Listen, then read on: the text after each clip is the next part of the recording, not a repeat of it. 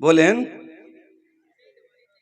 वालिद नहीं थे। माशाअल्लाह, ईसा अलैहिस्सलाम बगैर बाप के पैदा हुए थे। उनकी मां का नाम कोई बता सकता है? मरियम। बच्ची पैदा हो तो मरियम नाम रखो, ये क्या उल्टे सीधे नाम रखते हो? बड़ा अजीब मसला है। आपके शेरशाबादी में भी, बंगाल में भी जाता हूं, लड़कियों के नाम, लड़कों के नाम अजीबो गरीब नाम रखे। लड़के का नाम अनवारुल, जफरुल। अरे भाई, जफरुल क्या नाम है? अनवारुल क्या नाम है? अनवारुल इस्लाम है कि अनवारुल उलूम है कि अनवारुद्दीन है? क्या है? अनवारुल नाम रख दिया। लड़कियों का नाम अजीबो गरीब। मरियम नाम रखो, फातिमा नाम रखो, आयशा नाम रखो, जैनब नाम रखो, रुकैया नाम रखो, हफ्सा रखो, जुवैरिया रखो, मैमूना। अरे नबी की बेटियों के, नबी की बीवियों के, नबी के सहाबियात पे नाम रखोगे, नामों की कमी नहीं। ईसा अलैहिस्सलाम की मां का नाम मरियम है। कुरान कहता है वज़कुर फिल किताबी मरियम, याद करो मरियम को, इदिन तबज़त मिन अहलिहा मकानन शर्किया।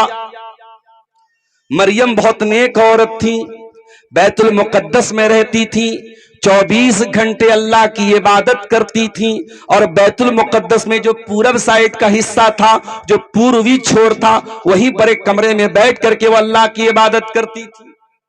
फत्तखज़त मिन दूनिहिम हिजाबा, मरियम पर्दे में रहती थी, किसी से मिलती जुलती नहीं थी, अकेले में बैठ के अल्लाह को याद करती रहती थी। मेरी प्यारी माँ बहनों, गौर करो कि मरियम कितनी नेक औरत है। मस्जिद में रहती हैं, अलग कमरे में उनके लिए कमरा बना है, बैतुल मुकद्दस के एक कमरे में वो रह करके अल्लाह की इबादत करती हैं। आज आपके सीमांचल में बहुत सारी अहले हदीस की मस्जिदों में भी जुमा की नमाज में औरतों का इंतजाम नहीं है, ईदगाह में औरतों का इंतजाम नहीं है। आप जलसा कर रहे हैं, औरतों का पिंडाल लगाया आपने। आप समाज में तमाम चीजों में औरतों का इंतजाम करते हैं, लेकिन जुमा की नमाज में अगर आप महिलाओं के लिए व्यवस्था नहीं करते, अगर औरतों के लिए इंतजाम नहीं करते, अगर ईद की नमाज में आप औरतों के लिए इंतजाम नहीं करते, तो आप औरतों के ऊपर बहुत बड़ा अत्याचार कर रहे हैं, बहुत बड़ा जुल्म कर रहे हैं। आप औरतों को दीन की तालीम से और दीन की शिक्षा से दूर कर रहे हैं। मेरे साथ दीन सीखने का जितना अधिकार आपको है, उतना ही आपकी माताओं और बहनों को भी है, आपकी माँ और बहनों को भी है। मेरे प्यारे साथियों, जुमा की नमाज में औरतों का इंतजाम कीजिए। और ये मत कहिए कि हमारे यहाँ बड़ी गरीब आबादी है। मैं देखता हूं, मैं जानता हूं, जब आप किसी काम को करने को ठान लेंगे, मैं देखता हूं लोग गांव में चंदा करके कई कई लाख इकट्ठा कर लेते हैं। अगर आप तय कर लें कि अपने गांव की जामा मस्जिद में हम औरतों के लिए अलग इंतजाम करेंगे, उनकी एंट्री अलग होगी, उनके लिए अलग से पर्दे का इंतजाम होगा, वो आए और जुमा की नमाज पढ़ें, मेरे भाइयों यकीन मानो समाज में बहुत सारा परिवर्तन आएगा। बहुत सारी समाज में महिलाओं की बहुत सारी बुराइयां दूर हो जाएगी। जलसे में सिर्फ आ जाने से, जलसा आपके यहाँ एक मेले की तरह एक मनाया जाता है, औरतें आती हैं, कुछ बैठ करके जलसा सुनती हैं, कुछ बैठ करके शॉपिंग कर रही हैं, लेकिन आप मस्जिद में जब औरतों का इंतजाम करेंगे और जुमा की नमाज में वो आएंगी, सुकून के साथ, शांति के साथ वो बैठ करके आधा घंटा खुतबा सुनेंगी। इसलिए औरतों का मस्जिद में आना जुमा के लिए बहुत जरूरी है। मेरे साथ मरियम मस्जिद में अकेली रहती हैं। अल्लाह कहता है फअरसलना इलैहा रूहना, हमने मरियम के पास अपने फरिश्ते को भेजा, जो फरिश्तों का सरदार है, जो फरिश्तों का मुखिया है, जिसका नाम रूहुल अमीन है, जिब्रील है। हमने जिब्रील को मरियम के पास भेजा। फतमस्सल लहा बशरन सविया, और जिब्रील एक बहुत स्मार्ट और हैंडसम इंसान की शक्ल में आए। इसका मतलब यह हुआ कि फरिश्ते इंसान की शक्ल धारण कर सकते हैं, इंसान के रूप में आ सकते हैं। जिब्रील अलैहिस्सलाम इंसान की शक्ल में आए। मरियम अकेले अल्लाह की इबादत कर रही हैं, जिब्रील इंसान की शक्ल में उनके सामने आए। एक औरत, अकेली औरत एक मर्द को देखती है, उसकी फीलिंग क्या हो सकती है, उसका एहसास क्या हो सकता है। क़ालत इन्नी अऊज़ु बिर्रहमानि मिनका इन कुन्त तक़िया, मरियम कहती हैं, ऐ अल्लाह के बंदे, मैं रहमान की पनाह चाहती हूँ, मैं अल्लाह की पनाह चाहती हूँ। अगर तू मुत्तकी आदमी है, अगर तू अल्लाह से डरने वाला है, मेरे करीब मत आना, मुझे छूने की कोशिश मत करना। इज्जतदार औरत अपने शरीर तक किसी और को पहुंचने नहीं देती। मेरी माँ और बहनों, माफ कीजिएगा, आज का समाज बुराइयों में सर से पैर तक लथपथ है। अब तो हालात वो हो चुके हैं कि आज हमें पाक और साफ लड़के और लड़कियों को चिराग लेके ढूंढना पड़ रहा है। समाज उस लेवल तक पहुंच चुका है, समाज उस स्टेज तक पहुंच चुका है कि शायद कोई लड़का ऐसा मिले जिसका कोई लड़की के साथ रिलेशन ना हो, शायद कोई लड़की ऐसी मिले जिसका कोई बॉयफ्रेंड ना हो। समाज उस लेवल पर पहुंच चुका है। मेरे साथ हरामकारी और ज़िनाकारी और बदकारी ने समाज को इस लेवल तक पहुंचा दिया है कि आज पाक दामन लड़के और लड़कियों को चिराग लेके ढूंढना पड़ेगा। अपनी बहनों को एक पैगाम देना चाहता हूं। आजकल चल रहा है प्यार और मोहब्बत के नाम पे बहुत कुछ चल रहा है, मगर याद रखना, कोई इंस्टाग्राम पे आके प्यार का इकरार करे, कोई व्हाट्सएप पर आकर के मोहब्बत का इकरार करे, कोई स्नैपचैट पे आके आई लव यू लिख दे, तुम धोखा मत खा जाना मेरी बहनों। ऐ मेरी कौम की बेटियों, ऐ मेरी कौम की बहनों, मैं तुम्हें बड़े प्यार के साथ ये पैगाम देना चाहता हूं, जो तुमसे मोहब्बत करेगा वो जिना करके तुम्हें जहन्नम में लेके नहीं जाएगा।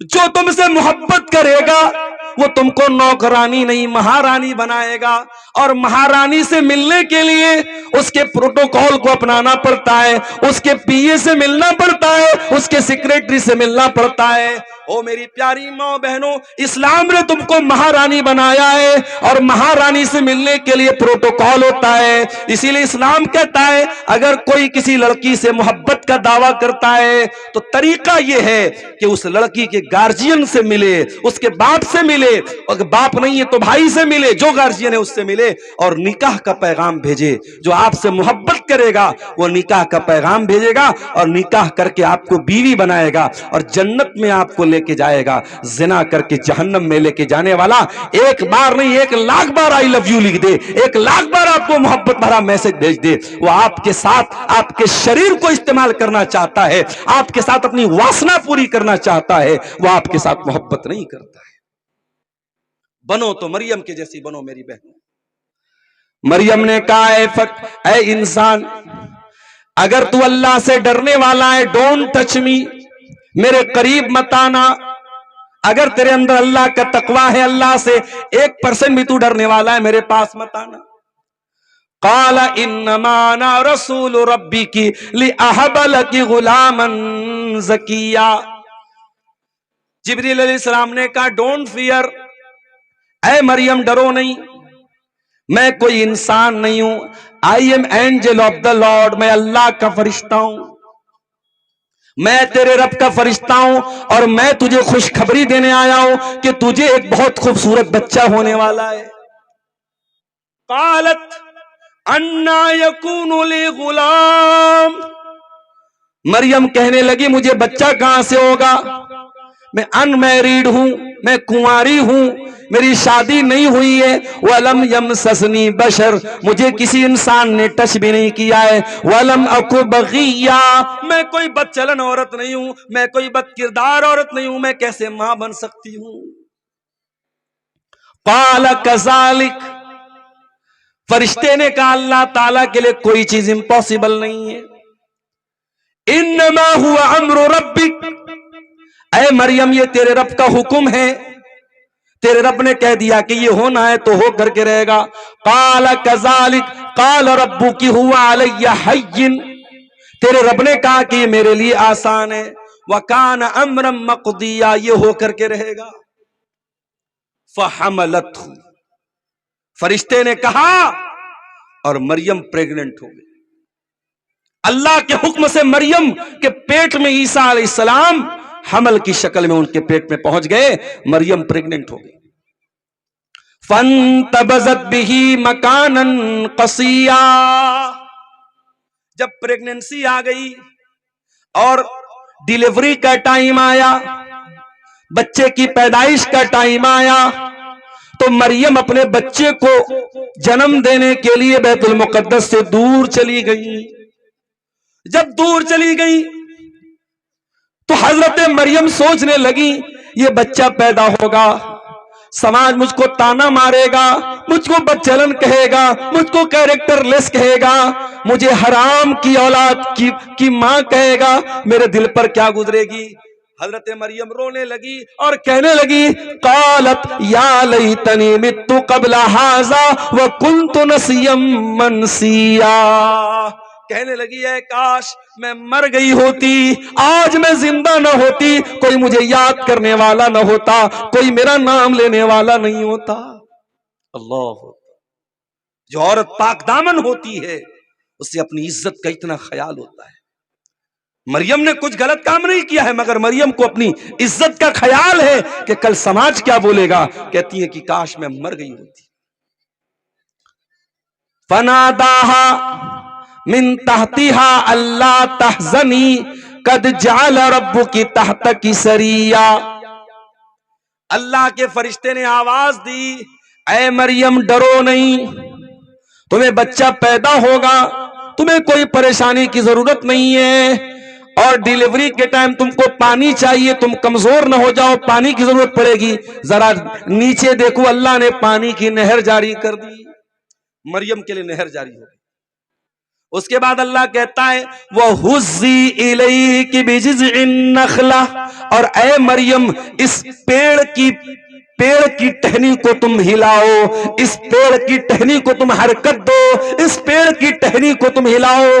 आपके ऊपर ऐ मरियम, आपके ऊपर ताजा ताजा खजूरें गिरेंगी। मरियम डिलीवरी का टाइम, और आप जानते हैं कि डिलीवरी के टाइम औरत को बहुत दर्द होता है, औरत बहुत पेन में होती है, बहुत दर्द में होती है, बहुत कमजोर होती है। और दुनिया के हर समाज में जब औरत को डिलीवरी का टाइम आता है तो उसको ताकत की चीजें खिलाई जाती हैं। आप क्या भी खिलाई जाती होंगी, हमारे यहाँ बनारस में भी कुछ मेवा वगैरह डाल करके बनाते हैं, कुछ चीजें औरतों को देते हैं। आप क्या भी देते होंगे, शेरशाबादियों में भी देते होंगे। वो औरत की कमजोरी का टाइम होता है। ऐसी कमजोरी के टाइम अल्लाह क्या कह रहा है, ऐ मरियम पेड़ की पत्ती को हिलाओ तो ताजा ताजा पकी हुई खजूर तुम्हारे ऊपर गिरेगी। ऐ अल्लाह, जब तू मरियम को खजूर देना ही चाहता है तो मरियम को इतनी तकलीफ देने की क्या जरूरत है। मरियम बेचारी तो कमजोर है, बच्चा पैदा होने वाला है। ऐ अल्लाह, एक प्लेट में रख करके खजूर आ जाती तो क्या हो जाता। अल्लाह ने सबक दिया, नहीं मेरे बंदे, हम मरियम को ये सबक दे रहे हैं कि ऐ मरियम जब तू पेड़ को हिलाएगी तब खजूर गिरेगी, बैठे बिठाए तुझको खजूर मिलने वाली नहीं है। हरकत में बरकत। जब मरियम ने खजूर को हिलाया तब जाकर के खजूर पकी हुई जमीन पे गिरी। अच्छा, आपके यहां तो खजूर की खेती नहीं होती होगी कि होती है? खजूर की खेती कहां होती है? रेगिस्तानी इलाके में होती है। और खजूर पकती कब है? मई जून में पकती है। और अल्लाह क्या कह रहा है, ऐ मरियम जब तू पेड़ को हिलाएगी तो पकी हुई खजूर गिरेगी। इसका मतलब यह हुआ कि ईसा अलैहिस्सलाम कब पैदा हुए? मई जून की गर्मी में पैदा हुए। लिहाजा ईसाई जो उनका जन्मदिन कब मनाते, बोलो भाई? 25 दिसंबर को मनाते। तो ये ठीक आछे ना गलत आछे? गलत आछे। ईसाइयों को पता ही नहीं कि ईसा कब पैदा हुआ। ईसा दिसंबर के जाड़े में नहीं, मई जून की गर्मी में पैदा हुए थे, जब खजूर पक जाती है। पकी हुई खजूर मरियम को मिली। तो पता ये चला कि अगर आपको कुछ पाना है तो कुछ मेहनत करना पड़ेगा मेरे प्यारे साथी। आप जब हरकत करेंगे तब बरकत मिलेगी। आप जब हिम्मत करेंगे, हिम्मते मर्दा मददे खुदा, जब आप हिम्मत करेंगे, कारोबार करना है, बिजनेस करना है तो आपको पैसा लगाना पड़ेगा, कैपिटल लगाना पड़ेगा, रिस्क लेना पड़ेगा। प्रॉफिट भी हो सकता है, लॉस भी हो सकता है। आप जब तक हिम्मत नहीं करेंगे आप आगे नहीं बढ़ेंगे। आज भारत का मुसलमान अगर आगे बढ़ना चाहता है उसे हिम्मत से काम लेना पड़ेगा, वरना दुनिया तो चाहती है कि आप पंचर बनाने वाले बन जाए। दुनिया चाहती है आप चिकन की दुकान खोल लें, आप मटन की दुकान खोल लें, पकौड़ी की दुकान खोल लें, बस आप छोटे छोटे यही काम करें। दुनिया नहीं चाहती है कि आप तरक्की करें। मेरे प्यारे साथियों, अगर तरक्की करना है, आगे बढ़ना है, तो आपको हिम्मत से काम लेना पड़ेगा, जुर्रत से काम लेना। और एक बात और याद रखो, आपके मुकद्दर में जितनी रोजी मिली लिखी है, वो कोई माई का लाल आपसे छीन नहीं सकता। और जो रोजी मिलने वाली नहीं है, आप सिकोरना से अररिया, पूर्णिया, फारबिसगंज नहीं, पटना, दरभंगा, आप हिंदुस्तान के किसी भी कोने में चले जाओ, जो रोजी आपके मुकद्दर में नहीं लिखी है वो आप नहीं पा सकते हैं मेरे साथ।